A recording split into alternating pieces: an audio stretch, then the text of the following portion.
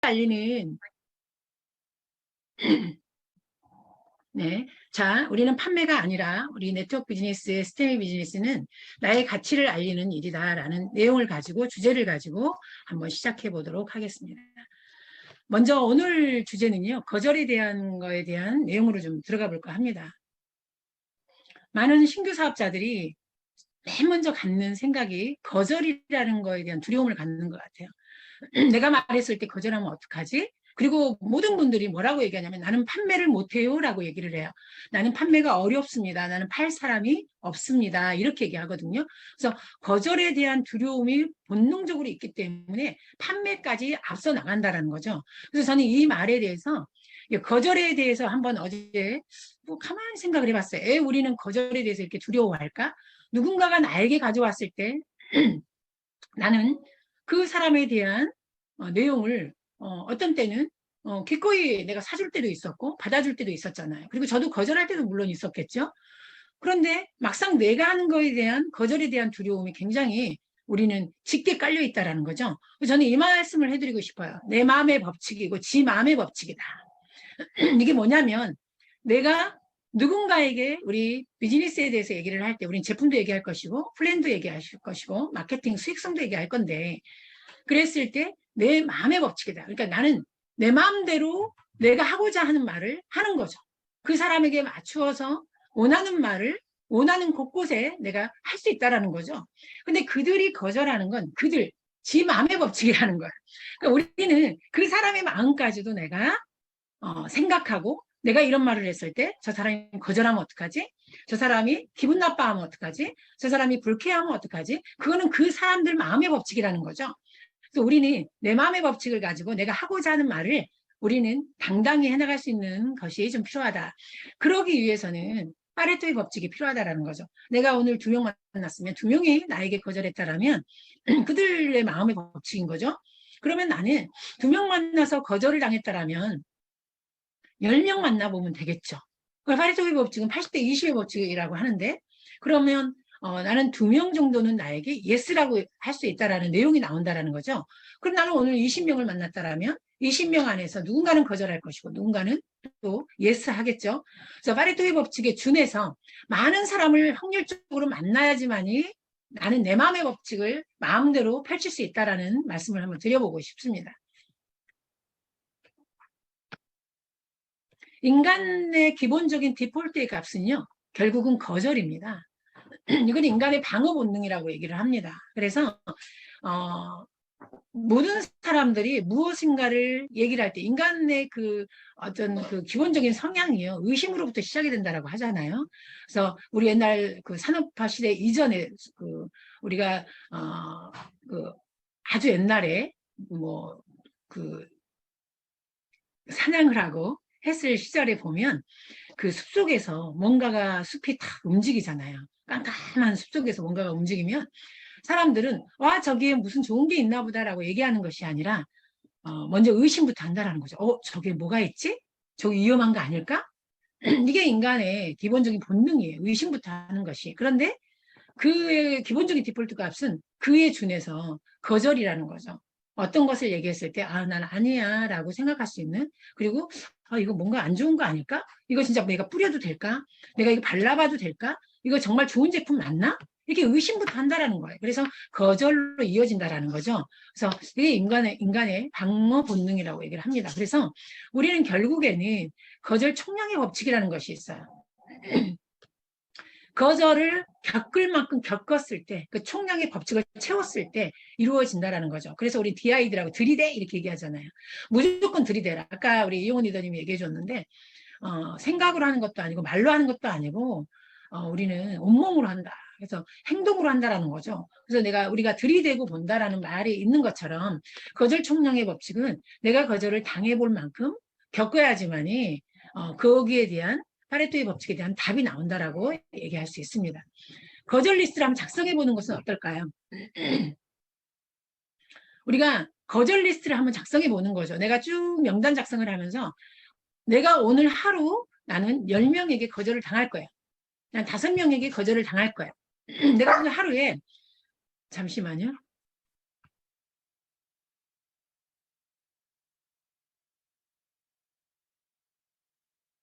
자, 내가 오늘 하루에 거절을 당할 때까지 내가 오늘 몇 명을 만나볼 거야 라는 그 리스트를 한번 작성해 보는 거죠. 그래서 오늘 내가 2명에게 갔는데 2명이 예스를 했어요. 너무 반응이 좋아요. 그럼 거절을 한 명도 안 당했잖아요. 그럼 저는 오늘 또 나 그럼 오늘 또 누구에게 거절을 한번 당해야 되는데 오늘 거절을 당하러 가야 되는데 이렇게 거절을 당하러 가보는 거죠. 그래서 내가 거절 리스트를 작성을 해서 나는 오늘 3명한테 거절을 당할 거야 라고 거절 리스트를 작성해 보는 거예요. 근데 오늘 2명에게 갔는데 2명이 다 예스를 했어요. 그래서 거절을 하나도 안 당했어.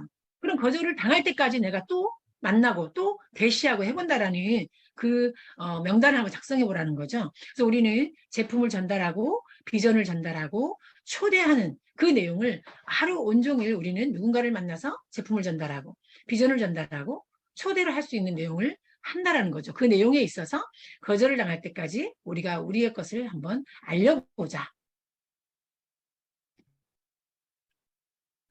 거절의 기회를 원천 봉쇄하라라는 말이 있어요.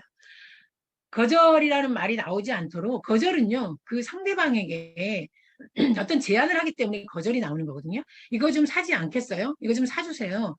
이거 한번 이렇게 좀 해주세요라는 제안을 하기 때문에 거절이라는 다음 단계가 나온다라는 거죠. 그 거절의 기회를 원천 봉쇄하자. 어떻게?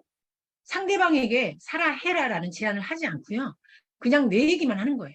나의 제품 얘기, 제품을 썼더니 이런 제품의 성분들이 이렇게 들어있더라. 그리고 체험을 했더니 비포 애프터가 이렇게 나왔더라. 그리고 나의 수당, 회사의 비전, 나의 비전, 나의 이야기, 나의 마이 스토리를 한번 나의 와이 스토리를 쭉 전달하는 거죠. 근데 이거 제가 하는 방법인 것 같습니다. 별로 고객에게 이거 하나 사세요. 나랑 같이 하지 않을래요? 저 이렇게 얘기하지 않거든요. 그냥 나의 얘기를 진솔하게 꺼내서 끝까지 한번 마이 스토리를 들려주거든요. 그러면 그쪽에서 답을 쭉 들으면서 생각을 해요. 생각을 하면서 끊임없이 고객은 제겠죠. 생각을 하면서 이 사람이 어떤 사람일까? 이 사람이 가지고 온 제품은 어떤 제품일까? 이 사람은 왜 이 비즈니스를 할까? 인식이 안 좋은데 어떻게 하고 있을까? 어떻게 할까? 이런 생각들을 계속해서 하겠죠. 그에게 어떤 제안을 하지 말라는 거죠. 그래서 우리의 얘기를 진솔하게 한번 해봐라. 제가 옛날에 백화점에 계시는 이미경 리더님을 제가 만나러 갔을 때 이미경 리더에게 끊임없이 얘기했던 것 같아요. 그날 첫날 가서 318 그 옛날에 그 제품을 300만 원 정도의 제품을 제가 구매를 하게 했고요. 그리고 나서 6개월, 5개월 정도를 하루도 안 빠지고 일요일까지 제가 그 백화점에 가면서 끊임없이 팔로우업을 했습니다. 그랬을 때 제가 하자 이런 일이야 라는 것보다 나의 마이 스토리를 계속해서 했던 것 같아요. 그리고 현실 점검을 했고 그리고 제품이라든가 그 비전 얘기에 굉장히 집중을 해서 했던 것 같습니다. 그래서 거절의 기회로 원천 봉쇄하자. 네트워크 마케팅 본질은요, 판매하는 것이 아니고 판매가 어렵다라고 하는 사람들에게 이렇게 생각해 볼 필요가 있다는 거죠. 그동안 네트워크 마케팅은 판매는 딱 한 사람에게만 하면 된다는 거죠. 누구에게? 나에게. 딱 한 사람에게만 하면 된다. 나에게. 그동안 나는 누가 나에게 팔았냐면 할인 매장이나 백화점이나 유통업체가 나에게 팔았거든요. 계속해서 나는 그곳에서 판매한 것들을 나는 썼다는 얘기죠. 그런데 이제 나에게 판매한 유통업체를 바꾸는 거예요.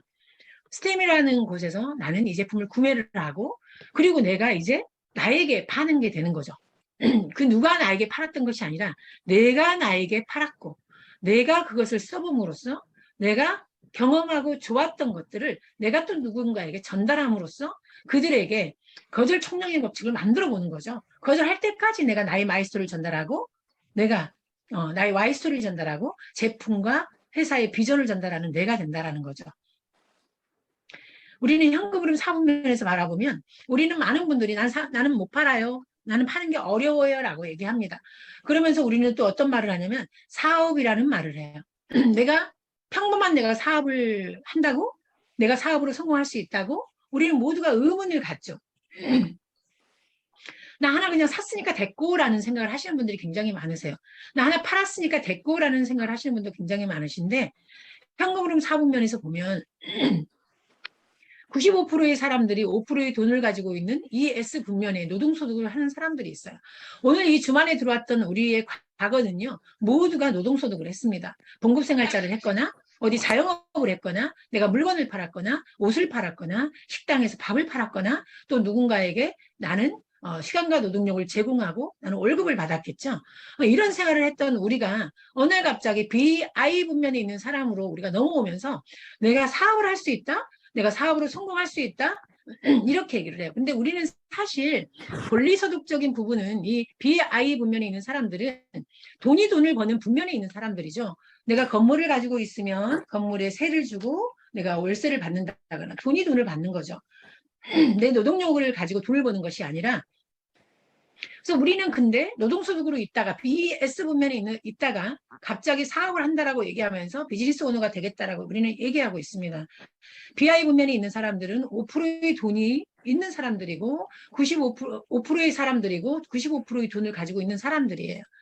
그래서 95%의 돈을 가지고 5%만이 나눠 갖는 이 대단한 분면에 우리는 들어와 있음에도 불구하고 내가 하는 것이 과연 사업인지 영업인지 장사인지 판매인지 명확히 모른다라는 거죠.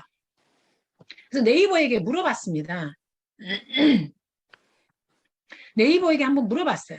사업은 뭘까라고 물어봤더니 네이버가 이렇게 얘기를 합니다. 어떤 일을 일정한 목적과 계획을 가지고 짜임새 있게 지속적으로 경영하는 일 또는 그 일을 사업이라 한다. 자, 우리는 시스템 안에서 어떤 일정한 목적, 여러분과 저희는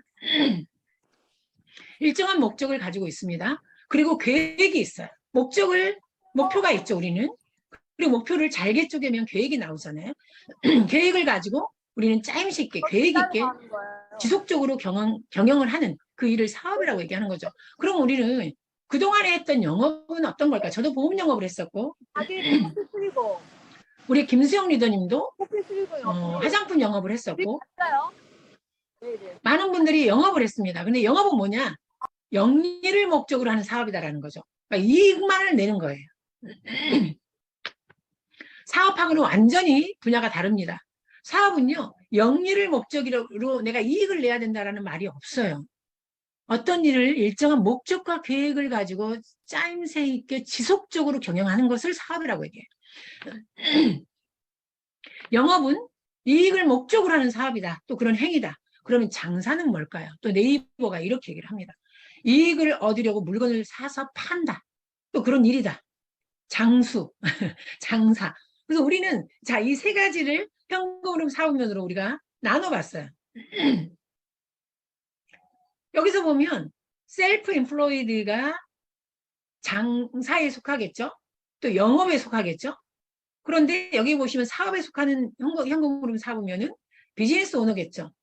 그죠? 어떤 일을 일정한 목적과 계획을 가지고 짜임새 있게 지속적으로 경영한다. 이걸 사업이라고 얘기합니다. 그런데 우리는 스테미에 근무해 이렇게 얘기하지 않잖아요. 난 스테미에 다녀 이렇게 얘기하지 않잖아요. 나는 스테미 사업을 해 이렇게 얘기하거든요. 나는 비즈니스를 해 이렇게 얘기하거든요. 말은 사업을 하고 얘기하는데 우리는 장사를 하고 있는 것이 아닐까. 우리는 영업을 하고 있는 것이 아닐까. 우리는 말은 비즈니스 오너라고 얘기하면서 우리는 셀프 인플로이드에 속해 있는 것이 아닐까. 또는 인플로이에 속해 있는 것이 아닐까. 봉급 생활자에 속해 있는 것이 아닐까. 이걸 한번 우리가 짚어볼 필요가 있다는 거죠. 자, 다시 말해서 우리는 어떤 마인드로 사업을 해야 되느냐. 사업을 하는 우리는 네트워크 마케팅의 비즈니스를 하는 우리는 이런 마음으로 사업을 진행해보자. 우리가 하는 실패의 반대말은 성공이 아니라 다시이다.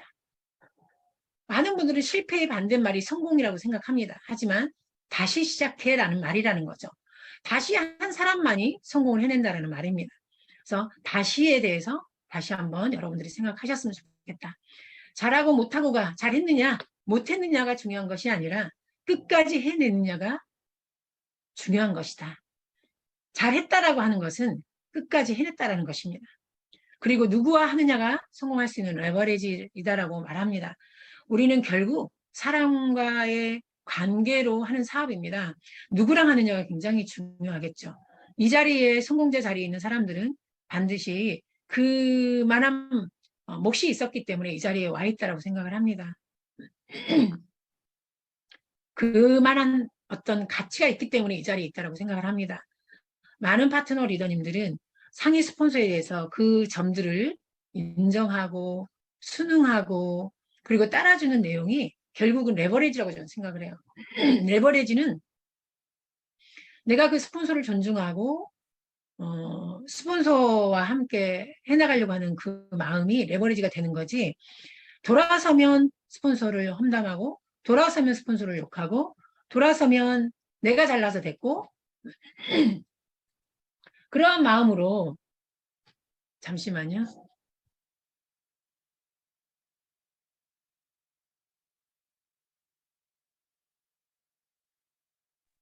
그러한 마음으로는 아마 오래가지 못하지 않을까. 그래서 결국은 누구와 하느냐가 성공할 수 있는 레버리지다. 여러분 주변에 5명을 꼽아보세요. 내 주변에 내 스폰서, 내 하우 파트너 5명이 누가 있는지를 한번 꼽아보십시오. 그 사람의 운명이 여러분의 운명입니다. 하부 파트너의 인성이 좋지 않고 하위 파트너가 성품이 좋지 않고 하위 파트너가 지속적으로 스폰서를 디스하고 욕하고 폄하하고 한다라면 그것이 제 운명이 되는 거겠죠. 그래서 그랬을 때는 어떻게 하느냐. 누가 그러더라고요. 사람 고쳐서 쓰는 거 아니다. 그래서 정말 자기 습성을 버리지 못하기 때문에 어려운 사업이 되지 않을까라는 생각이 들어요. 많은 사람들이 네트워크 비즈니스 하면서 그런 말을 하거든요. 아우 정말 돈이 안 돼요. 정말 돈이 안 돼요. 근데 돈이 안 되는 내용을 잘 들여다 봐보세요. 왜 돈이 안 되는지. 본인이 그렇게 하기 때문에 좋은 사람들이 떠나가는 거죠. 그래서 네트워크 마케팅은 사람과의 관계고 돈이 우선시 되는 것 같지만 결국 돈을 많이 벌어도 떠날 수밖에 없는 것. 돈을 못 벌어도 떠나지만 결국 사람 때문에 떠나게 되는 거죠. 복지 사업이고 잘못 배우거나 잘못 복제되면 그 자체로 모래성이라는 거예요. 복지 사업입니다. 여러분 복지라는 것을 잘 생각하셔야 되는 게 그 사람이 옷 입는 거 복지하고 머리 스타일을 복지하는 게 아니에요. 그 사람이 가르치는 것을 복지하는 겁니다. 상위 스폰서가 우리에게 가르치는 그 가치를 복지하는 거지 그 사람이 걸음걸이를 복지하고 그 사람이 옷 입는 이쁜 것을 복지하는 게 아니에요. 말하는 뭐 툴을 따라하고 아닙니다. 그 사람이 우리에게 제시하는 가치를 복지해 나가는 거예요. 대장 노릇하려고 이 안에 있는 게 아니에요. 보스 노릇하려고 이 안에 있는 것이 아닙니다. 서로 존중하고 서로 그 가치를 인정하고 리더가 되어서 리더를 만들 수 있는 그 역량을 가지는 그때까지 우리가 가야 되거든요. 리더를 만들지 못하면 여러분 계속해서 내가 힘들어지는 거죠. 리더를 저는 정말 끊임없이 간절히 바랍니다. 리더가 나오기를, 리더가 만들어지기를. 리더를 만든다라는 건 리더의 자리를 주는 것이고 그리고 그 사람을 그 자체로 인정해 주는 것 같습니다. 그래서 그 자리를 계속해서 내어주는 거죠. 복제가 잘못되면 복제를 잘못 배우거나 복제가 잘못되면 그 자체로 모래성이기 때문에 결국은 무너질 수밖에 없다는 거죠. 내가 빠지면 무너지는 조직은 리더를 못 키우는 아직 리더십 3단계까지 못 가는 거죠. 리더가 리더를 만든다. 그죠? 그래서 그러기 때문에 믿음을 깨지 마라. 믿음을 깨는 것 자체가 모래성인 거죠. 복제가 안 된다는 믿음을 깬다는 건 복제가 안 된다는 겁니다. 거짓말과 욕심에서 모든 것들이 저는 비롯된다고 생각을 해요. 정말 습관처럼 거짓말 하시는 분들이 있고 그리고 자기가 거짓말을 내뱉고 그 거짓말이 진짜라고 생각하시는 분들이 계세요. 나중에 그 거짓말을 믿어버려요. 그리고 거짓말을 진짜처럼 막 얘기해요. 예. 하지만 많은 사람들과 사람들이 하는 사업인데 내가 하는 말을 다 믿을 거라고 생각하지만 사람들이요. 그렇게 수준이 낮지 않습니다. 여러분 파트너분들이요. 수준 낮지 않아요. 굉장히 수준이 높습니다. 이제는요. 스폰서를 평가하고요. 이 시스템을 평가하고요. 회사를 평가하고 제품을 평가해요. 우리 스템의 제품이 하찮다라면 여러분 이 많은 분들을 속여서 데려갈 수 있겠습니까? 불가능한 일이거든요. 많은 분들이 모든 것들을 다 평가하는 자리에 있고요. 그리고 이제는 수준이 굉장히 높아요. 네트워크 비즈니스가 이 루트가 너무나 많고 이 플랫폼 사업이다 보니까 유튜브를 통해서 옛날에는 알 수 없었던 것들을 파트너가 더 많이 알고 있습니다. 저는 청년 파트너들이 많기 때문에 더 많은 것들을 제가 배우고 있어요. 그래서 그 자체만으로도 저는 너무나 소중한 리더들이 많고 멋있는 리더들이 많고 그런 것 같습니다. 자, 그래서 공감 능력을 키우는 거. 저는 본인의 상처만 크게 갖는다. 저는 네트워크 비즈니스에서 제일 중요한 거를 공감 능력으로 보거든요. 파트너가 어떤 말을 했을 때 다른 말 하시는 스폰서님들이 계세요. 다른 말을 해요. 파트너가 힘들다라고 얘기하는데, 그 이래서 그러잖아. 이렇게 얘기하시는 분들도 계시고, 공감 능력이 없다라는 건 뭐냐면, 타인의 상처는 별로 안 커요. 그리고 내 상처만 어마어마하게 커요.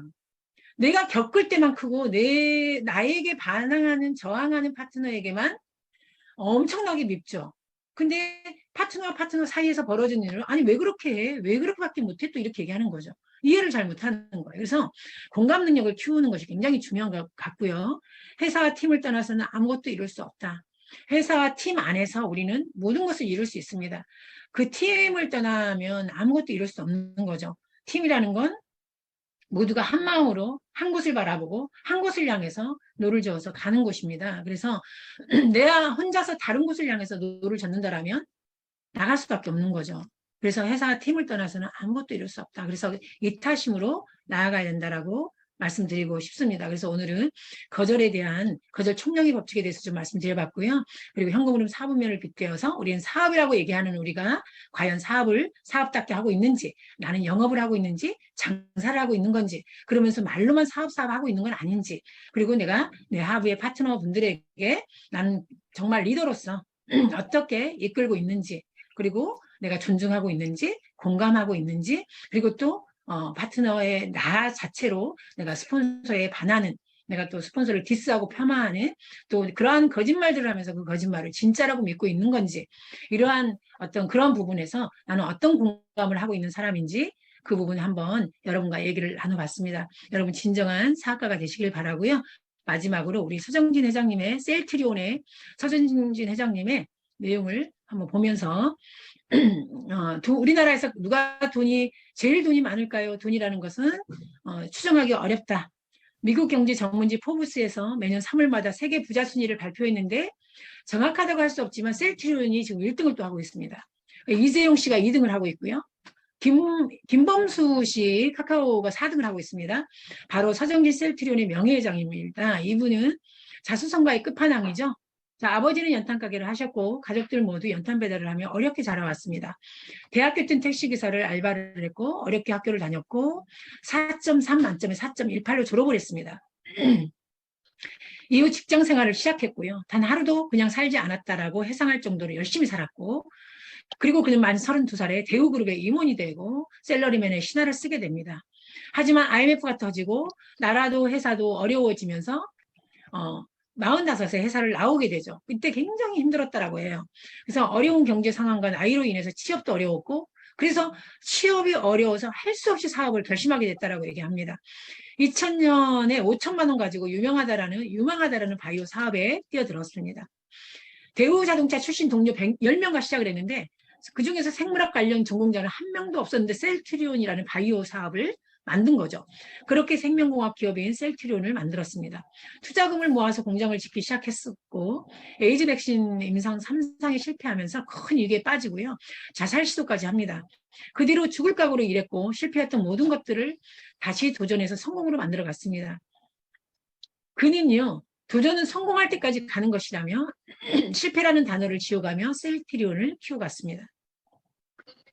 그렇게 우리나라의 최고 부자가 된 서정진 명예회장은 성공에 대해서 이렇게 말합니다. 나는 안 된다고 생각하는 것에서 벗어나세요. 그래서 실패라는 단어는 없는 겁니다. 아까도 말했듯이 실패는 다시이고요. 잘했다.